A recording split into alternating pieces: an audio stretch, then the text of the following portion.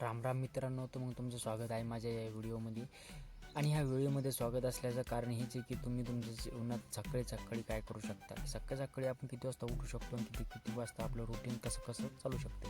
मित्रांनो, आपल्या दिनचर्यामध्ये कसं असतं ना की सकाळी आपण 5 वाजता उठलो की आपल्याला सगळ्यात आधी काय करायचं आहे की आपण जिथं झोपलेलो आहे त्या जागेला आपल्याला प्रणाम करायचं आहे की मला रातभर तुम्ही आसन दिल्याबद्दल तुम्हाला धन्यवाद.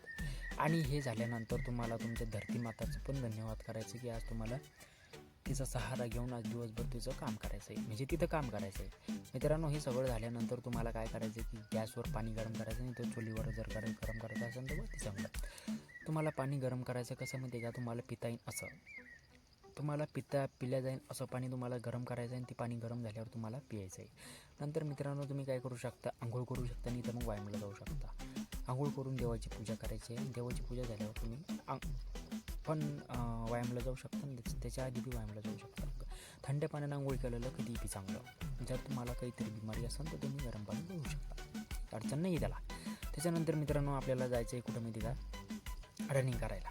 रनिंग व्यायाम हे करणं आवश्यक आहे. त्याच्यानंतर मित्रांनो, आपल्याला काय करायचं माहिती का, त्याच्यानंतर आपल्याला करायचं आहे की ध्यान पाहिजे की त्याच्यानंतर आपल्याला जर तुम्ही आंघोळ केली नसेल तर तिथून आल्यावर तुम्हाला लगेच आंघोळ करायची, ब्रेकफास्ट करायचा आहे, थोडाफार पोळी गिळी खायची, बाहेरचं काही खाणं बंद करून टाकायचं आहे. तुम्हाला जर तुमच्या जिंदगीमध्ये जर काही करायचं असेल तर तुम्हाला हे सगळं बंद करणं लागेल. तर मित्रांनो, भेटूया पुढच्या व्हिडिओमध्ये.